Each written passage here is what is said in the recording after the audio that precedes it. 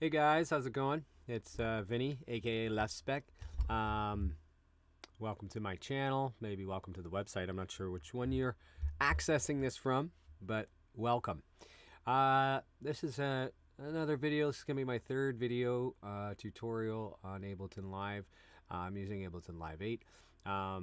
This one I think is a good one. I just did one on how to build a drum rack, and this one I'm going to just talk about using a drum rack for your samples and how to get samples and chop them up and assign them to pads. So I like to put it in a track view when I'm working with building my racks. Now, if you haven't seen the tutorial about building the drum rack, we'll just quickly go through building a drum rack here quick. So you want to go up into your file browser area here. There's a circle with a rectangle in the middle, and this is what you want to, this is your starting point. Double click on that. It's going to give you 3 file folders: audio effects, MIDI effects, and instruments. What you want to do is do the drop down menu. You go down to the bottom here and you grab a drum rack. Don't grab it from the drop down, just grab it from the drum rack, okay? So you bring it over here. You bring it, and by the drum rack I mean the rectangle. So you drag, you click, you left click on it, you pull it all the way over while holding left click, and then you let go over top of the track and it'll put a drum rack in. The next thing we need is we need to find, let's start off with doing drum samples. So let's find ourselves some breaks. Okay, I just navigated here by using these file folders here next to your file browser. This is how you're going to navigate to other locations in your computer. The rectangle I pointed to here is how you navigate to sounds that are within the program, and this little plug here is navigating through your plugins. So here I am. I'm in the file folder. This one here has my BBL file. I think I got it from my friend Adrian. What's up, Adrian? So I'm going to go into breaks here. Okay, so now what I like about Ableton is it will line up the breaks to the BPM. So what you if you have that selected, that's another video, I guess, but you can assign it to either warp it to line up with your BPMs or not to warp it. Now I'm going to go for single hits. It can get a little bit tricky if you want to use full breaks. You may want to put the BPM down to something manageable so that if it does warp to it, that you're working within the parameters of BPM you like. If you put it too high, like leave it at the 120 and drop it in and warping is on, sometimes it can speed up your breaks, or your breaks will go in at the right speed, but then when you slow the tempo down, they're going to be super slow. So anyways, so we got the audio track is where we want to put our samples, not a MIDI track. A MIDI track, which is where the drum rack is, that is where you put any instruments that are internal instruments, or if you have a MIDI instrument, external MIDI instrument, you can put it there. But this is an audio sound, a wave file actually. So we're going to bring the wave file into this audio track right here. So I'm going to grab, and you can preview some of these. Okay, so this one's a pretty good one here. So I'm going to bring it over and drop it in. It's pretty short. That's okay. Now, in order to expand this so you can get a better look at the hits, you can go up here to this bar. You can left click on it when you get the circle on it and drag downward, and it starts to open and expand your view. And then you just kind of click and drag over with your left click, and now you can kind of see the individual hits. Now you could just you could try to separate the sounds from the other sounds. So if you wanted to do that, let's say here, let's have a quick listen. Okay, so you see we got the kicks here, right? So let's say we just want to grab the kicks. Okay, so I have it highlighted. What I want to do is I want to hit Control E. That's going to separate this section from the rest of the section. Now, if you click on it, it'll show it down here in your in this window down here. But this will still contain all the information of the rest of the break, but we've just highlighted this break here. Now, here's the trick. You have to select the track that has the drum rack on it. So this is it here. Now that's going to pull up the drum rack. You want to see the pads. So there they are. If you didn't see what I did there, I clicked between, there's this that shows the wave file. If I go over here and click on this, it's going to show the drum rack itself. What I want to do is I want to take this and I want to drag it down into a pad. Okay. And then I can edit the pad. So I'm taking this, left click, pull it down, dropping it here into the pad. Okay, now when we double click on this, it's going to pull up the sampler, which shows you, gives you some parameters, and it shows you the pad. Now, these are some of the first things I like to do when I get a sample up there. First of all, 0 is always at -12. I don't know why, it just always is. I like to put it to 0. Sometimes it's super loud, but at least I know I have a starting point that's going to be punchy enough. I also turn up the release. The release is how long the sample will play after you release the key or the pad. So for drum sounds, it may not be as super noticeable, but sometimes there's a sustain. This kick has a little bit of a reverb or sustain on it. So I'm going to crank it right up so that I know what I'm getting. Now anybody who's done any wave editing, you can probably already see what's going on with the kicks here. So that is a one single kick right there. So all I did was I go to these little triangles that are here. This is start and end point triangles. And I'm going to drag an endpoint triangle all the way over till I just have only the kick. Okay. Now I'm going to play that pad back for myself. Haha. Does anyone remember from the last video what I forgot to do? I forgot to arm the track I'm listening to. If I wanted to, armed or not, I could hit this play button and then I could trigger it. But sorry, I got a bit of a cold. Sorry about the snuffles.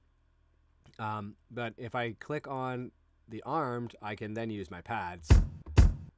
Okay, now for me, it may not be noticeable to you, but for me, I'm hearing a slight, or feeling, really, it's more of a feeling. When I hit the pad, that triggering is not really bang on. It's not a sharp hit. So what I can do is I can do my expansion trick again. Timmy's. I can do my expansion trick again, where I hover over the highlighted area. I got the circle around my hand. I imagine that's a magnifying glass. You left click down and then you slide the mouse down. It's going to open it up. Okay. And then when you let go, you can grab it again and you can slide it over. So if you notice right here, there is a small space, and that sometimes can be useful if you want to put a little, after you've made your beat, maybe you want to put a little bit of a gap to add like a laziness to the kick or snare. But for what we're doing here, I want that kick to punch as soon as I hit it. So I'm going to bring it right over there, and still feeling like it's not quite banging. That's clipping off too much. I'm going to try to find it somewhere in the middle. That's feeling pretty good to me. Okay, so now I have a kick sound in here, and I've got the release up. If you want, you can lower this with transpose. You can make it a lower sounding kick, and you can turn it up with transpose to the original. Okay, now that's sort of how I started doing it, and then what I started to realize was that because it keeps the entire because it keeps the entire wave file, I don't always need to break it up here. I can actually take the break itself here, and if I want the break to go in again, I can take the whole break and I can just drop it right in here, and I can wait for this part to do all my editing. So again, I'm gonna put that to 0. I'm gonna turn release up, right? And I might even just, if I know there's more than a few drum sounds in there, I might even want to go and just keep dropping the whole wave in there, because once you're inside the sampler here, you can just edit how much of it plays. Now, I guess there's an argument for how much, how much space, or like, how clean are you going to run if every time you trigger this pad, it's actually accessing the entire sample. But I mean, we're getting into a pretty different realm of memory these days, and something like that, I've never found that it's affected the functionality of my computer, and my computer's a frickin' dinosaur. So For the sake of ease, I don't worry too much about that. I mean, I'm sure you could always go back, I guess, and edit the sample a little bit, but for what I do, this is fine. So now I've got it. I've got the same run in 4 different pads. So I'm going to go to this pad, and I'm going to find another sound in here. So let's just, if we want to play it, we can just hit the pad. Okay, so we've already got our kick. So let's try to get the snare out of this one. So I'm going to grab this triangle over. I'm going to grab this triangle over. And I'm going to listen for that snare sound. I'm liking it. It's, again, not quite clipped where I want it. So I'm left clicking, pulling down on the mouse to expand it. I'm going to grab this triangle. I'm going to bring it a little closer. And then I'm going to hit the pad again to trigger it. That's sounding pretty good. Now, sometimes leaving the hi-hat in there is, you know, is a nice funky thing to add. Sometimes I find it gets in the way of how I'm trying to drum out my pattern. So often, I will get rid of that hi-hat. But I do want to, for me, I like to get it right before that hi-hat comes in, because I want the longest tail on the snare that I can get. Okay, there it is. Now remember, you can, even if it sounds a bit clippy when you're taken from a break, so when you cut it off before the hi-hat comes in, it might sound a bit clippy, like it stops. But remember, later on you can add reverb, you can add delay, you can make these drums sound a lot more natural once your kit's built. Okay, we've got the snare, we got the kick, and now we're gonna go over here, and I think I'm gonna try to grab that pesky hi-hat. Again, I'm gonna expand. I'm pretty sure that's a hi-hat right there. Let's give it a little shot here. Okay, you notice it sounded a bit quiet. This has to go to 0. Release all the way up. Let's try that again. Okay, it's playing the rest of the break too, because I didn't do the end point. So this is really handy. I try to get used to doing the left click and sliding your mouse up and down to zoom in. That's one of the main functions of navigating through Ableton, is being able to expand and contract what you're seeing. Okay, so that's pretty clean. If I wanted to have the longest hi-hat tail possible, I'd bring it right to the edge of the kick or snare that's here. I think it's a kick. No, actually it might be the snare. Anyways, here we go. Okay, so now I've got my kick, I've got my snare, and I've got my hi-hat, all from a wave file break. I can drum it out if I want, just to.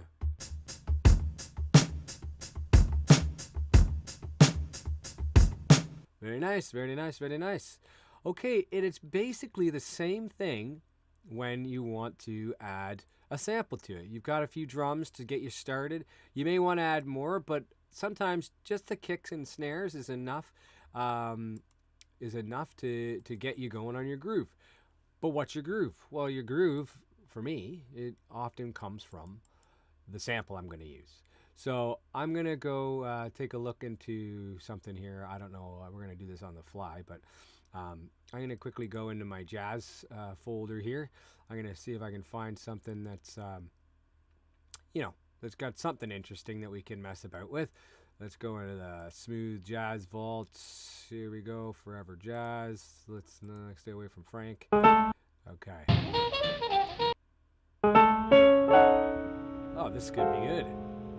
Okay. All right. If you want to stop the sample, you can just click this little headphone icon there. If you want to start it back up again, you can do that again. Okay. So now let's say we would like to start pulling off of this sample. So we can, if we want, we could just drop it in right after the breaks. If we want to do that, we just put it in here. If you kind of think, well, I want to keep all my drum samples in one spot and I want to keep my music samples in another spot, you can hit Control T, and that's going to add an audio track. Or you can also right click and then hit Insert Audio Track, right? So anyways, but for this, I've just added mine into this section here. It really doesn't matter. Just when you get into making your beat, you want to mute this track because it's going to have all your all your audio samples in there, and it's going to be playing along in the back. And I've had sometimes where it seems to work, but truly it should be off. Anyways, so I'm going to want to sample just this first bit here. Now, this is an application. This is a good moment to say using the Control E to separate the rest of this sample is actually pretty important, because if you left this whole thing in here, you're talking like 2 minutes, 3 minutes of sound. You're going to trigger that sample. It's going to play all this stuff, and you're going to want to stop it, which you can hit spacebar and stop it. But we may find it easier just to grab the part that we think we're going to use and just hit Control E for that. Now again, here's the big trick. You have to select the drum rack track. That's going to pull up your pads. Then you can bring the old Nat King Cole down, holding left click down to the pad and releasing the pad. Okay, now it's there. I always do this first. 0, volume, release all the way up. Let's expand to see what we're doing. And that's holding down your left click again and pulling down the mouse. We're going to start it here. Let's not let it get away from us too much. Let's just work with this little bit here. Okay, we're going to trigger this pad.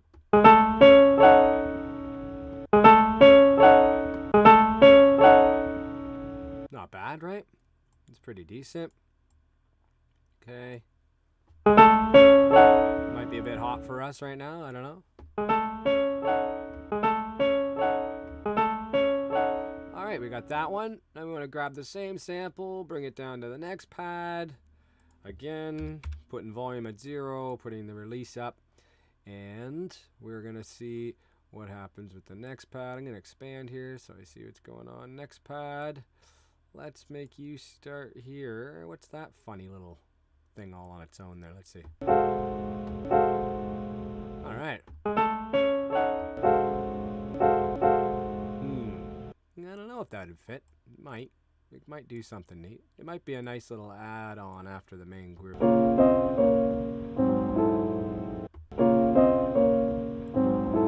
Yeah.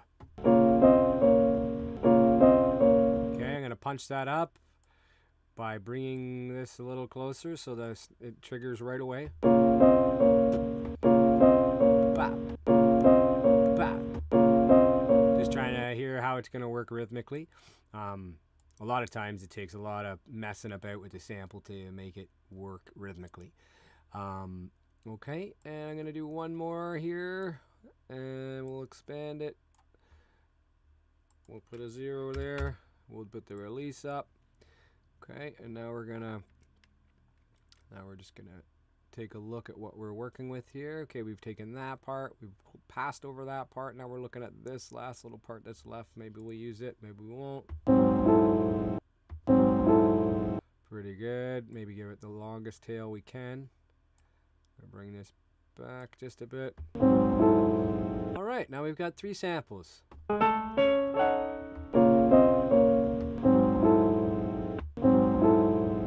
That one needs a bit of a tighter trigger. Okay.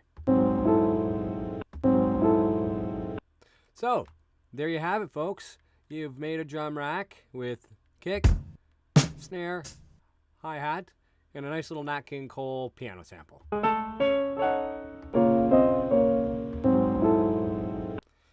That's it, man. And from there, you can make a beat. I bet you're thinking, oh yeah, make a beat from that now. You got to make a beat from that now. You can't leave me hanging on that. All right, we'll insert an audio track here. Actually, we'll actually do it all in the drum rack here. So sometimes what I like to do is I will just duplicate this drum rack. That's hitting right click and then hitting duplicate on the track. And now what we have is we have 2 tracks with the same instrument, which is the one we just created. If you double click on this rectangle up here, this guy, it's going to give you full view of the whole session. Then you know you're starting at the start. So BPM is already at 95. If you click this guy up here, you're going to get a metronome in behind. And I'll just try to do something really, really simple here.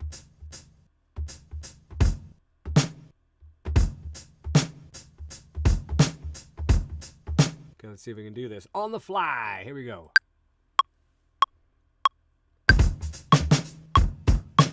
Anybody tell me what I did wrong there?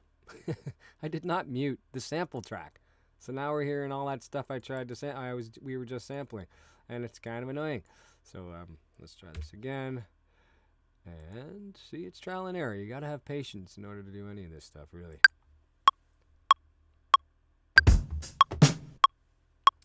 Yeah, well, I'm getting there. It's kind of sounding a bit whack to me. I feel like something's going on with my kick response here.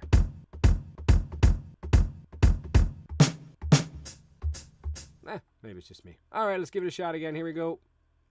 Everything's armed.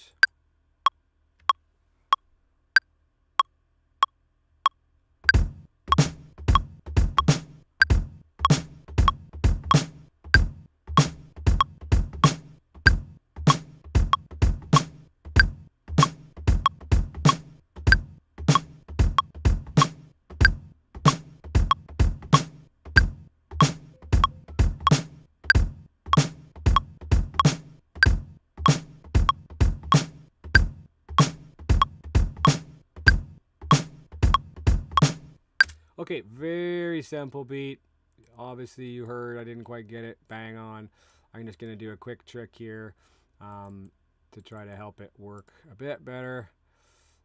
Quantizing it to just to the 16. We'll cover that in another video. I just want to get this going for us here, guys. Shut this guy off. Okay, now I got this tiny little loop. I just want to hit Control D, D, D, D, D, D, D, and I can just I can duplicate that. It's a very simple drum pattern. All right, this is just to illustrate, you know, using the pads. Okay, so now we've got our sample.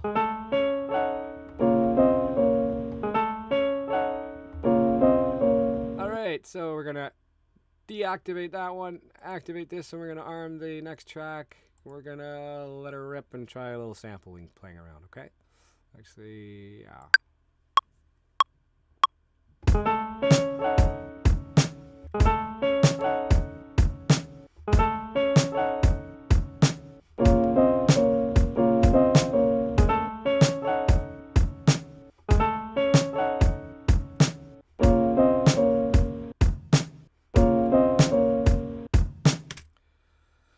There you have it, ladies and gentlemen.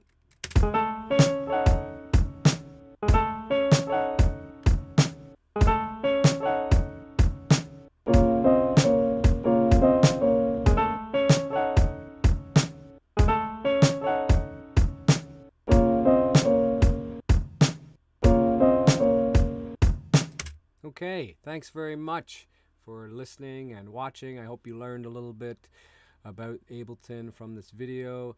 I hope you will continue on your mission to make beautiful music using awesome technology.